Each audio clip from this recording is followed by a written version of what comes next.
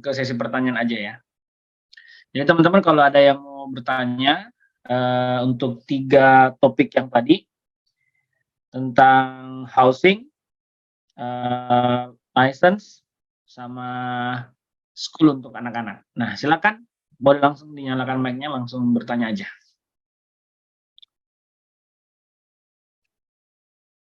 Atau saya pick beberapa pertanyaan dari sini ya, boleh ya? Biar langsung teman-teman bisa dengar jawaban dari para pemateri. Untuk ini ada pertanyaan dari Kak Zulfa. Untuk Mas Gingin, untuk mengerjakan tes online-nya, apakah bisa dikerjakan bersama teman? Ya. Itu udah dibalas Mas di chat juga. Biar semuanya yang nggak baca chat bisa. Oh iya. Silakan Mas Gingin. Jadi pada dasarnya tadi sama Mbak Nuri juga sudah ditambahkan tes online itu ada 2 kan. Yang pertama adalah yang learner permit test. Itu kalau saya bilang sih kalau mau barengan tidak jadi masalah yang pertama. Karena memang itu banyak materinya, bisa khawatirnya mungkin salah persepsi terkait apa kontennya, itu bisa barengan. Nah, tapi untuk yang tes kedua ini, itu karena memang hajar tes itu betul-betul simulasi kita dalam kendaraan. Nah, kemudian, wah ini mau kapan nih? Beloknya sekarang atau enggak? Nah, itu mungkin lebih baik apabila memang sendirian. Karena kasusnya adalah kita betul-betul seperti ada di dalam mobil. Gitu. Itu sih, Mas. Saya setuju, karena ini adalah tes untuk keselamatan. Iya, betul. Bukan tes untuk dapat license-nya. Jadi lebih kepada keselamatan diri kita dengan orang lain. Jadi mending sendiri, biar kita paham sendiri dan bisa mengaplikasikan kalau berada dalam keadaan yang sama dalam simulasinya. Ada mungkin tambahan dari Pak Choi, silakan. Wah, senior kita semua ini. Iya, Assalamualaikum warahmatullahi wabarakatuh. Kalau hazard, kalau yang pertama itu tadi benar bisa juga dikerjain sama-sama ya, karena itu juga kan teori. Tapi saya waktu itu terus terang aja saya nggak pengalaman kalau yang online. Saya waktu itu memang harus datang ke mana? Ke Fikrut, karena 2 tahun yang lalu masih habis pandemi ya, jadi harus datang. Dan itu ngantri panjang gitu. Tapi ya sekarang alhamdulillah kalau udah ada yang online, kayaknya kan itu kan juga nggak kelihatan ya, jadi bisa cheating dikit. Nah, kalau yang hazard saya kira nggak bisa ya, tergantung, saya nggak pengalaman juga. Kalau yang hazard kan nanti ada simulasi kayak misalnya ada ada mobil misalnya tuh, ada mobil jalan, habis itu nanti ada sepeda motor lewat, terus habis itu ada orang mau nyeberang, kapan kita mau belok kanan, seperti kayak gitu. Nah, itu ada ada simulasinya. Nggak mungkin kalau misalnya kita kasih tahu, oh sekarang belok, diklik gitu, biasanya kan diklik gitu. Itu biasanya sih biasanya sih itu sendiri gitu, seperti itu. Ya, itu aja sih kalau dari saya. Udah. Oh iya, sedikit tambahan mas. Untuk yang tes yang pertama, learner permit test itu, kalau saya sih kemarin triknya adalah 1 hari itu bisa selesai, hari keduanya saya tesnya. Nah, cuman kalau cara saya kan kita baca itu kan agak banyak tuh. Mungkin kalau dihafal, waduh, ini sudah mumet juga. Jadi kalau cara saya kemarin pada saat saya sambil baca, saya juga sambil kopikan semua teksnya ke dalam Word. Kopikan teksnya ke dalam Word. Jadi saya punya satu Word yang isinya adalah semua materinya. Sebenarnya ada juga tadi Kang Choi tadi sudah upload juga kalau tidak salah yang buku yang dari Fikronnya. Itu bisa pakai yang itu. Nah, cuman kalau saya tempo hari pakainya langsung dari yang websitenya tadi, yang modulnya saya kopikan, pastikan. Jadi ketika pas ujiannya yang 30 soal itu, ini yang tadi belok yang ini harusnya siapa yang didahulukan. Saya tinggal Ctrl F di Word saya, muncullah, oh ini yang didahulukan. Jawab, oke. Itu trik sih. Trik dalam artian ya, kita juga belajarnya jadi berulang-ulang gitu. Jadi ketika, oh ini apa lupa lagi nih. Oke, saya cari lagi. Karena memang sebenarnya bisa 2 screen, teman-teman. Yang satu bisa sambil tes, yang satunya bisa, itu bisa pakai 2 screen. Kalau saya kemarin buka di Google. Bukan di Google. Jadi ini benar-benar ini ya, berkah pandemi ya, Mas Choi ya. Mas Choi 2 tahun lalu harus ngantri. Ya, 2 tahun lalu kan sistemnya masih yang lama.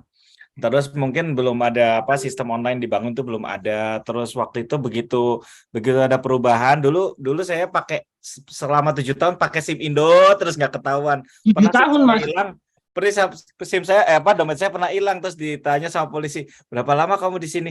7 tahun. 7 tahun, mana SIM driving license-mu? Nggak punya. Terus ketawa-ketawa polisinya geleng-geleng. Akhirnya setelah itu ketika ada peraturan baru, kita harus punya SIM lokal gitu. Jadi aja saya harus harus apply untuk SIM gitu. Pada waktu itu belum dibuka sistem online-nya, jadi ngantri panjang. Nah, itu tuh harus datang ke Fikrut gitu loh. Wah, itu tapi sekarang ya udah enak ya online, jadi tinggal register aja. Gitu. Kita harus berterima kasih dengan pandemi. Berkat pandemi. Ya. Teman-teman yang ada di depan kita nggak harus ngantri. Dan sebenarnya kegiatan yang seperti ini pun bisa dijadikan online dan efisien karena kita sudah melek. Nah, Putus-putus sekarang lagi suaranya Mas. sorry. Pertanyaan selanjutnya untuk Pak Lurah. Pak Lurah. Ya, siap. Untuk placement kelas, apakah berdasarkan tur atau ada? Jadi ini kalau placement kelasnya ini berdasarkan umur. Jadi itu tadi, dia nggak lihat rapor kelasnya di Indonesia. Dia murni lihat akte lahirnya. Usia berapa, masuk kelas berapa. Contohnya anak saya di Indonesia dia kelas 4, tapi di sini langsung dikasih masuk kelas 5. Jadi dia nggak lihat di Indonesianya baru kelas 4, di sini langsung kelas 5 karena dilihat tahunnya mungkin ya udah harusnya ini harus kelas 5 di sini. Jadi intinya itu ibarat kata dia nggak punya rapor, nggak sekolah di Indonesia pun di sini langsung masuk kelas 3 aja atau kelas 4 gitu ya. Kira-kira begitulah, karena secara administratif dia nggak lihat apa-apa gitu. Nggak tanya juga sekolahnya Indonesia dulu di mana gitu. Kelas berapa gitu ya. Cuma mungkin nanti dia lihat bahasa Inggrisnya kurang apa enggak, nanti ada kelas bahasa sendiri gitu ya untuk catch up gitu ya, untuk memperbaiki. Hanya itu aja sih kelas tambahan. Kira-kira gitu. Menarik. Nah, Menarik sekali. itu Ya. Bu Nurul Hidayah. Nah, ini pertanyaan pribadi saya. Apakah jika ada apakah berbelanja lewat IKEA? Halo, kedengaran nggak? Iya. Agak putus-putus nih, ya. Saya nggak tahu ya. Rezeki saya pakai. Apakah berbelanja lewat IKEA itu disarankan? Disarankan, it depends. Ya, saya lihat tergantung sih Mas ya. Kalau saya karena waktu itu butuh kasur ya kemana lagi, ya mau nyari di pinggir jalan nggak ada, ya udah saya berbelanja di sana. Harganya juga saya pikir dari range yang murah sampai range yang mahal, mau kayak gimana, mau kualitasnya kayak gimana, itu itu ada. Jadi kalau memang butuh banget ya recommended kalau menurut saya gitu ya Mas Ihab. Nah, ada lagi pertanyaan dari teman-teman biar langsung interaksi di Itu Teh Nurul, definisi mulung coba dijelasin. Kenapa sih di sini tuh ada khawatirnya mulung padahal ternyata di sini hal yang begitu. Oh iya, ini Mas Gimgi nanya definisi mulung di sini tuh kayak gimana ya. Mulung, kalau pikiran saya kan kalau dulu mulung di tanah air itu kan yang bawa karung dan sebagainya masukin ke situ kan barang-barang bekas. Kalau di sini karena mungkin mobilisasinya agak tinggi, orang masuk, orang keluar, ada yang datang kemudian pulang ke negaranya, pakai barang cuman sebentar, terus juga kalau dibuang sayang, biasanya ditaruh di natur strip. Jadi kalau teman-teman nemu itu di natur strip di luar di luar pagar orang, pinggir jalan, yaitu udah secara apa namanya ya, secara konsensus itu adalah halal untuk diambil dan biasanya dalam kondisi masih bagus, tapi tetap aja harus dicek dulu juga sih. Jadi mulung di sini adalah memanfaatkan barang yang masih bisa digunakan supaya tidak terlalu banyak limbah ke lingkungan gitu kali ya. Iya, betul, betul. Ya. Mulai Oh, dari sepeda. Mas Iha, boleh nggak Boleh. saya mau komen yang ini Mas Yasni? Itu Boleh. nanya tentang childcare ya.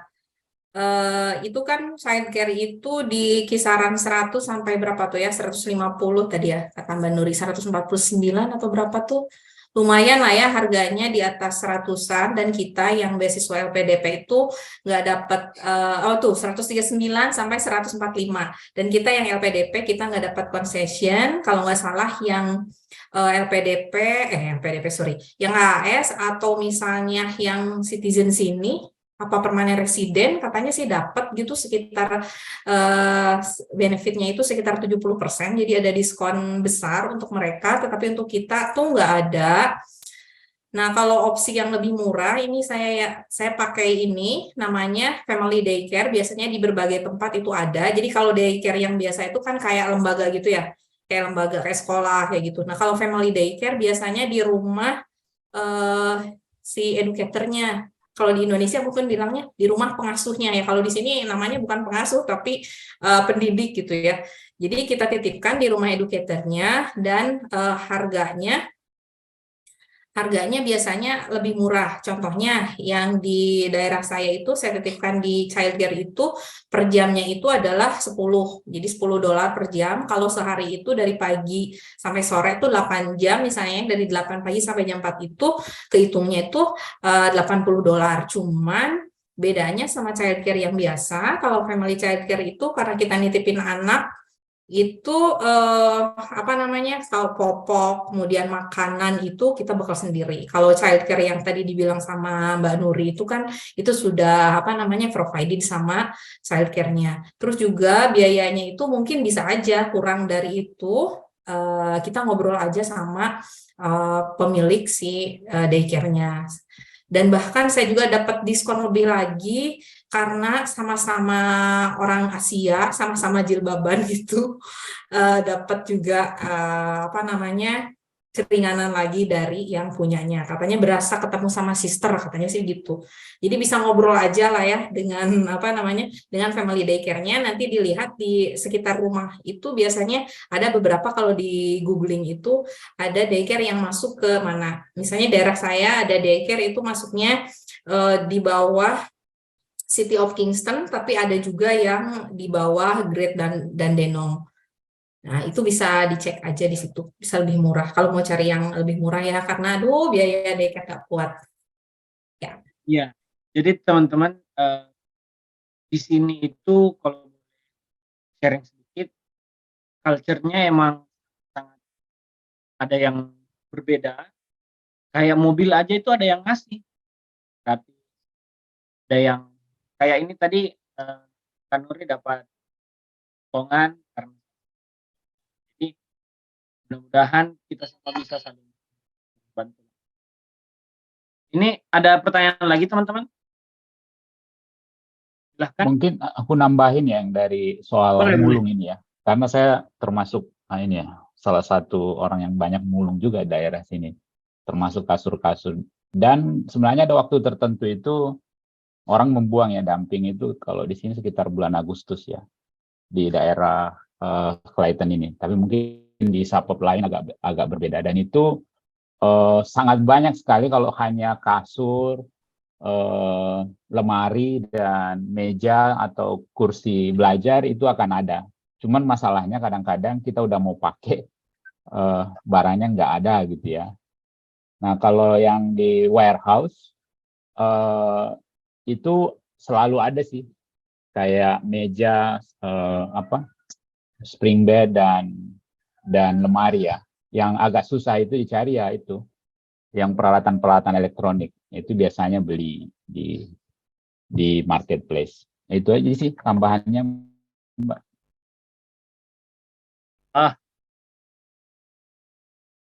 Terima kasih banyak tambahan-tambahan. Ada lagi yang mau mencoba menambahkan? Ada dumping day juga kan? Banyak hal menjadi educated mulung.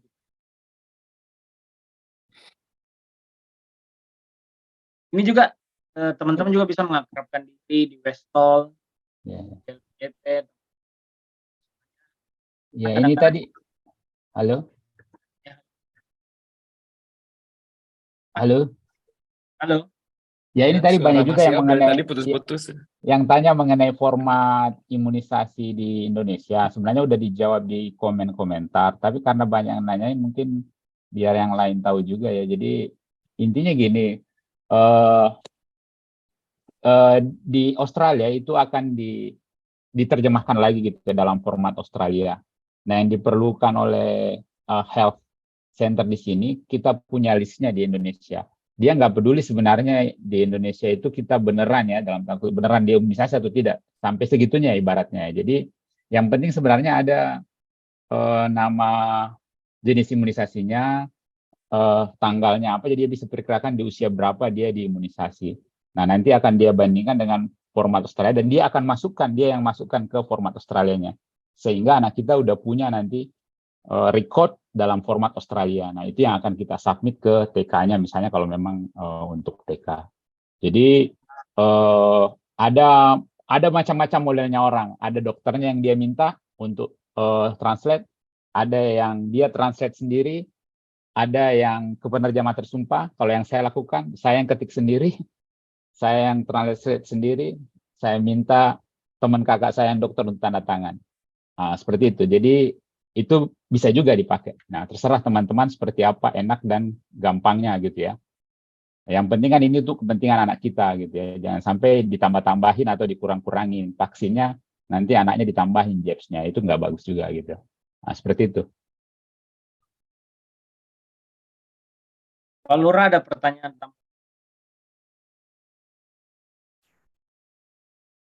persyaratan PrEP. Apakah harus dibaca? Terus apakah ada kemungkinan bahwa dia akan komputer? Bisa diulangi, bisa diulangi. Jadi di kolom chat Pak Lur, apakah ada persyaratan khusus untuk masuk prep school selain yang di atas? Misal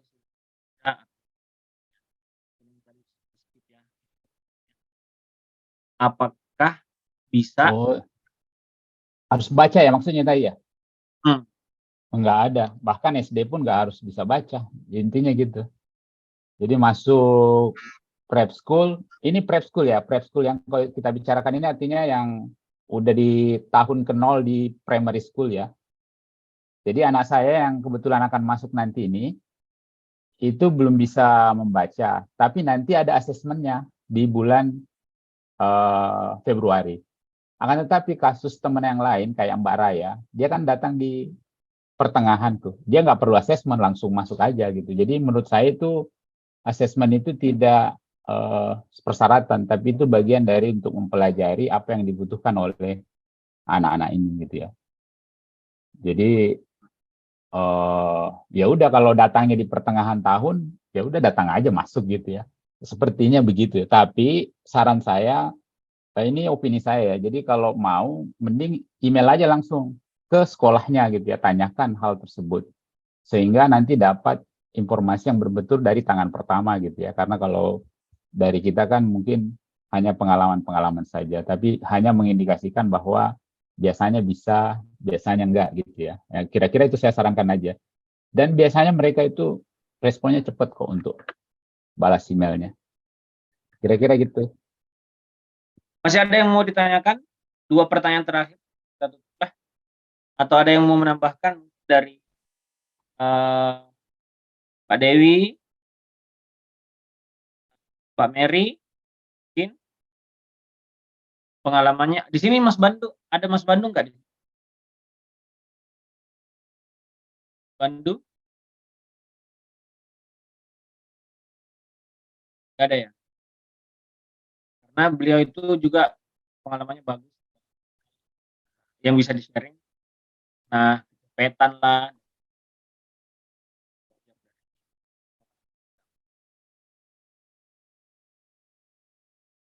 Ada mungkin, pertanyaan. mungkin saya tambahkan di sini ada, ini mungkin di luar relate yang kita ini ya bahas ini, tapi kemarin di grup itu ada salah satu hal yang perlu mungkin jadi concern kita mengenai scamming ya. Dan kalau nggak ada pertanyaan lagi ya, mungkin ada yang mau berbagi, ada Mas Robi di sini atau gimana untuk Ya, boleh memberikan. ngomong sedikit. Iya. Ya, silakan. Yuk. Oh, oke. Assalamualaikum warahmatullahi wabarakatuh. Waalaikumsalam warahmatullahi wabarakatuh. Ini di luar apa namanya? I'm sorry sebelumnya.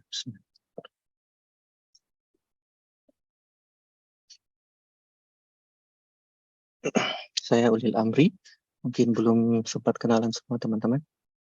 Saya teman-teman sama-sama mahasiswa PhD di education sama dengan Mas Gin. I just wanna kasih masukan aja satu untuk LPDP itu. Maksud saya gini, concern saya masalah oh ya, mohon maaf sebelumnya. This is sorry, saya habis ngomong tadi sama teman. Ini hanya penyampaian apa namanya, masukan aja. Dan mohon maaf sebanyak-banyaknya kalau ada perkataan saya nanti sebentar yang agak menyinggung atau apa. Tapi intinya saya hanya mau mengatakan bahwa mungkin ini untuk teman-teman Muslim, mungkin ada baiknya juga kita kan selain mau bikin apa namanya session untuk menghindari scamming atau apa tuh. But it's good, it's important. However, dari semenjak berapa kali saya belajar di luar negeri, belum pernah ada yang nyentuh untuk teman-teman Muslim, utamanya bagaimana caranya berhadapan dengan pada saat kita belajar di negara non-Muslim. Dan saya rasa itu sangat penting. Dan saya sendiri dulu itu sangat butuh. I don't know how, bagaimana cara saya survive di lingkungan di mana tidak ada tempat wudhu. Saya survive di mana di lingkungan makanan yang halal itu agak susah ditemui. Terus apa namanya? Ya, dan sejenisnya itulah. I mean, mungkin ada baiknya kalau mungkin sesi khusus untuk teman-teman pelajar yang baru luar negeri, bagusnya diberikan sesi seperti itu khusus untuk Muslim. Ya, untuk agama yang lain juga boleh, silahkan buat juga tuh. Tapi my only concern is that, I mean, can we make something like that? Yes, I know banyak yang datang dengan euforianya, dengan apa namanya honeymoon face-nya itu. Oh, foto di mana-mana, and then wow, what kind of food is that? I want to try it, and then suddenly it's not halal once inside your throat. I mean, Benar. Yeah, for me it's like masa sih kita mau mempertaruhkan kita punya akhirat hanya dengan rasa yang seujung lidah saja gitu. Anyway, itu hanya satu concern saja. Tapi anyway, semuanya tergantung dari pengurus saya yang memberikan masukan, dan saya hanya sebagian kecil di antara teman-teman. Itu aja. Terima kasih. Assalamualaikum warahmatullahi wabarakatuh. Waalaikumsalam. Terima kasih banyak Kak Ulil atas masukannya. Insyaallah memang benar bagi bahkan agama lain yang lebih strict. Nah, kita lanjut ke Kak Robi. Ya, makasih Pak Syihab. Yang saya hormati Pak Ahmad, Pak Lurah, dan teman-teman LPDP lainnya serta para partisipan Zoom pada sore hari yang berbahagia ini. Jadi izinkan saya untuk sharing aja sih berdasarkan pengalaman pribadi ya. Jadi terkait dengan scamming ini, memang Australia ini kelihatan aja negara yang mungkin kriminalitasnya sangat rendah ya kalau kita baca-baca literatur ataupun informasi dari website.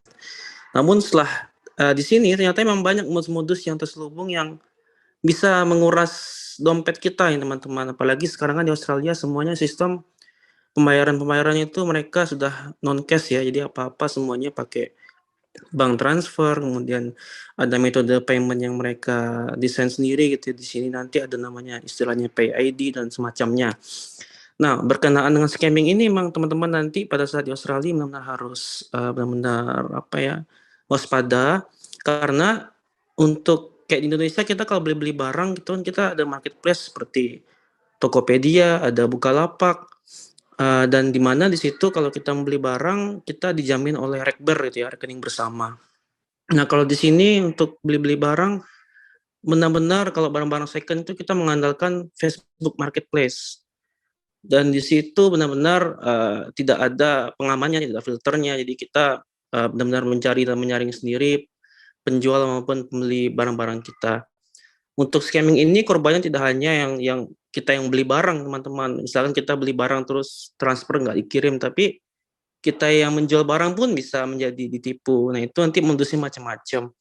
Jadi pada intinya kalau di sini untuk beli barang melalui marketplace lebih baik nanti teman-teman tatap muka aja bertemu gitu kan, bayar cash. Jadi nggak menghindari pembayaran secara transfer. Dan kemarin saya alhamdulillah masih tertolong sama Commonwealth Bank.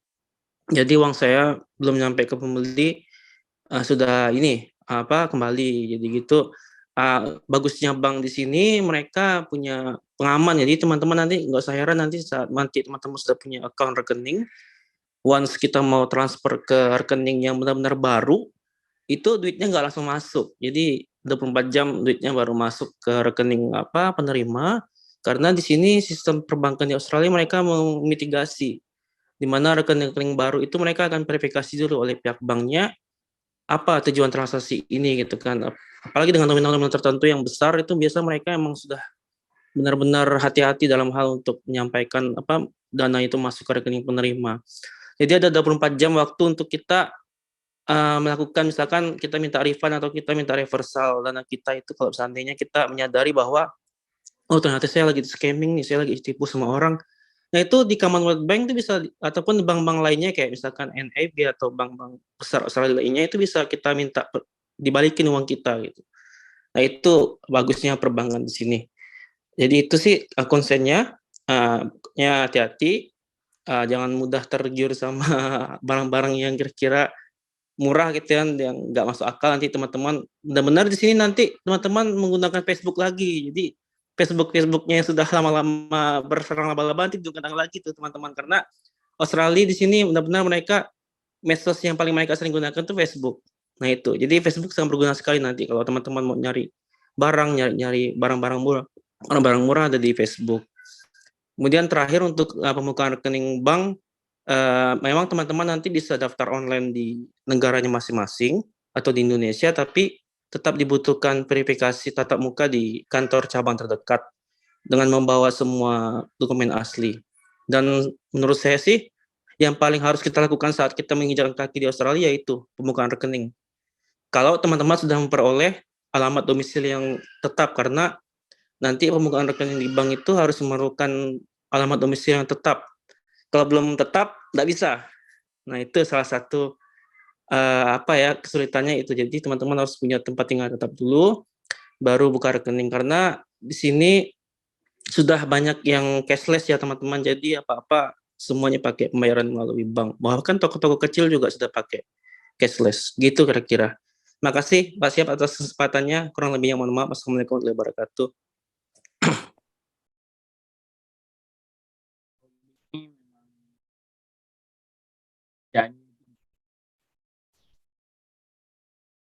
Sangat-sangat.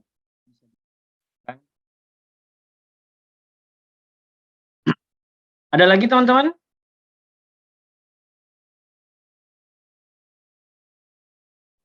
Itu Mbak Gustika Putri sangat bisa Mbak, sangat bisa. Itu tinggal kita update aja. Ini 10 bulan. Bagaimana kalau kita ganti alamat, sangat bisa.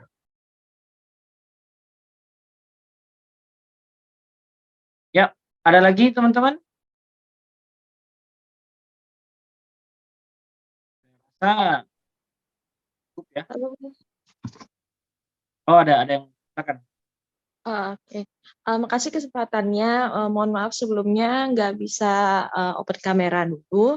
Mau nanya nih terkait ini mungkin lebih ke Mbak Nurul ya, karena tadi kalau nggak salah ada bahasan tentang ada barang-barang yang bisa diambil kalau misalnya udah di luar di luar pagar ya, di dekat jalan itu. Paling concern-nya sih lebih ke barang-barangnya itu kayak misalnya kayak semacam anggaplah microwave atau misalnya panci atau apa gitu, itu boleh diambil. Pertama itu satu pertanyaannya.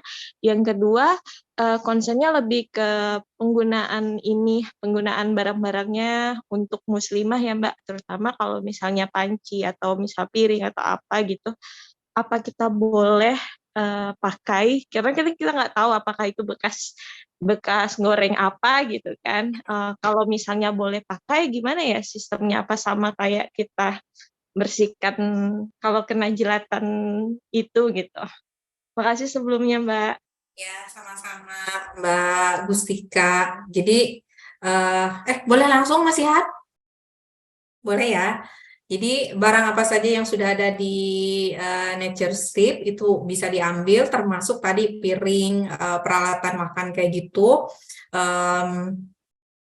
Nah, tadi concernnya ke pemakaiannya ya, sebagai muslimah kayak gimana gitu. Kalau ya kita nggak tahu juga ya, itu udah dipakai apa dan sebagainya, karena muslim agak memang strict dalam hal ini.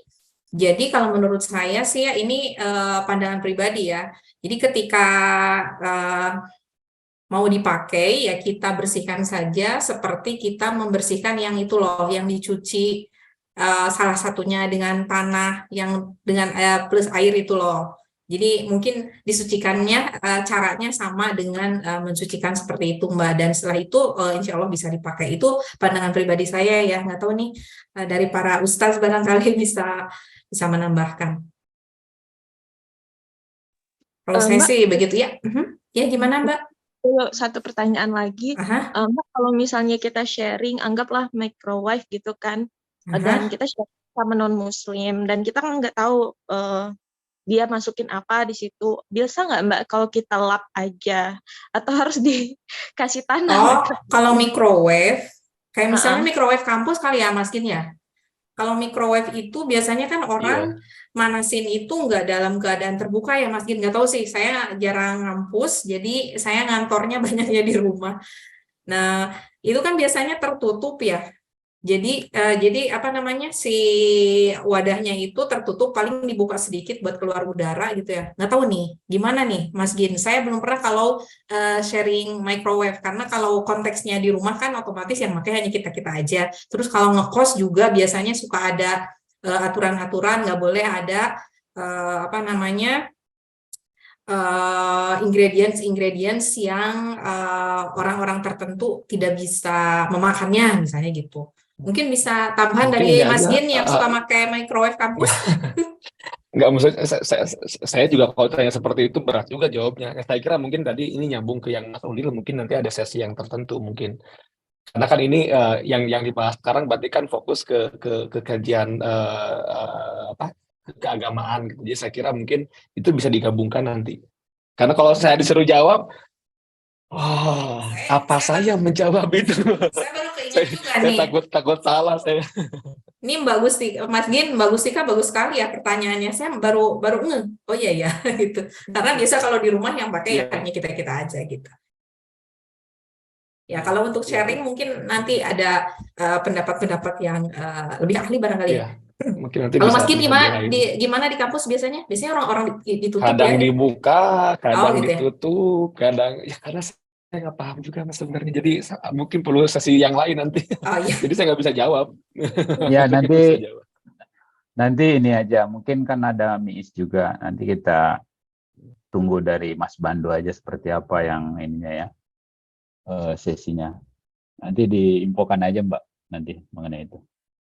Kita buatkan. Maksudnya tunggu info dari Mas Bando ya sebagai ketua MIIS. Nanti teman-teman yang bisa diundang khusus untuk sesi itu kali ya. Jadi ada dapat juga keadaan ya sedikit banyak karena kita minoritas, akan ada banyak penyesuaian teman-teman. Jadi ada mazhab yang bilang ketika sudah dicuci maka boleh, ada juga yang bilang jadi nanti kita bikinkan sesi tersendiri. Terima kasih Gustika Putri. Artinya kalau barang di pinggir jalan masih bagus. Ada lagi Kalau teman-teman? Mas Syihab ngomong semuanya pada cek ini speakernya rusak atau apa nih? Karena barusan Teh Nurul pegang speaker, saya juga sama. Oh, apa yang saya yang rusak ya? Ternyata enggak. Sama. Oke, ada lagi teman-teman? Udah mau jam 7 loh, Mas. Oke, Kalau nggak ada mungkin di wrapping aja di ini apa. Boleh saya ikut bertanya? Ya Mohon boleh. maaf, ya Silakan. sebelumnya perkenalkan saya Rizal dari Kalimantan ya. Saya ini cuma mau bertanya aja terkait yang sekolah tadi Pak, untuk preschool dan primary school tadi. Ini kan kita harus dapat LOE dulu ya dari sekolah supaya untuk bisa mendapatkan visa dependennya. Nah, kebetulan saya memang belum dapat LOE, sedangkan ini saya masih ngurus visa. Nah, untuk tadi kan juga disinggung terkait apabila biayanya tidak sesuai, kita LOE-nya boleh ambil dari misal North Clayton School tadi, terus untuk ternyata kita sampai di sana, kita pindah sekolah, itu terkait untuk pemberkasannya, apakah kita pemberkasan ulang atau mau pemberkasan seperti yang ada itu dilanjutkan, atau memang beda sekolah, beda kebijakan? Jadi gini ya, kalau jadi mungkin memang dibedakan bahwa LOE sebagai bagian dari persyaratan visa dengan realisasi ketika setelah tiba. Jadi sebelum berangkat ke Melbourne dan kindergarten nggak perlu LOE ya kalau kindergarten ya. Oke. Ya, hanya yang usia primary school 5 ke atas. 5 tahun ke atas ya 5 tahun ke atas. Jadi kalau masih usia di bawah itu nggak perlu. Nah, begitu nyampe di sini, kan ini pengalaman salah satu kawan juga yang kemarin di sini, yang Mas Agung yang kebetulan lurah sebelum saya. Jadi karena itu adalah syarat untuk berangkat ke sini, maka minta aja LOE-nya ke sekolah terdekat di mana kita akan tinggal gitu ya, sebagai persyaratan. Nah, setelah tiba di sini, itu mungkin akan di calling atau di summon sama sekolahnya, kapan nih kalian akan masuk gitu ya kali ya. Tapi itu mungkin bisa dikomunikasikan setelah tiba di sini, tapi intinya anak-anaknya tetap harus sekolah gitu ya. Perkara sekolahnya di Indonesia atau sekolahnya di sini, nah itu sepertinya tidak jadi masalah buat pemerintah Australia gitu ya. Yang penting anaknya di usia sekolah, dia sekolah benar-benar gitu. Seperti itu. Karena terkait biaya ya, kan lumayan juga 100 juta per tahun bayar sendiri ya, mungkin lumayan juga gitu ya. Kira-kira gitu. Nanti bisa mungkin kalau Mas ada di grup NPM kan bisa lihat tuh ada namanya Mas Agung di situ. Boleh japri aja langsung, kalau ada kan kelihatan beliau adminnya di situ kan. Nah, japri aja langsung, komunikasi, tanyakan seperti apa akrobatiknya Mas Agung gitu ya, membawa 2 anaknya ke sini dan setelah itu dia tetap sekolah di Indonesia gitu ya. Jadi nanti bisa belajar dari pengalamannya dia. Karena kalau kasus saya agak ya, saya ya norma-norma aja seperti itu karena gratis ya. Kira-kira gitu. Nah, tapi yang mengalami itu ya Mas Agung, jadi nanti bisa tanya beliau aja gimana caranya. Siap. Oke, terima kasih Pak Ahmad. Ya, sama-sama. Oke teman-teman, terima kasih semuanya. Kita tutup acara hari ini. Semoga bermanfaat dan sampai ketemu di acara-acara LPDP selanjutnya. Mari kita tutup dengan mengucapkan hamdalah bersama-sama.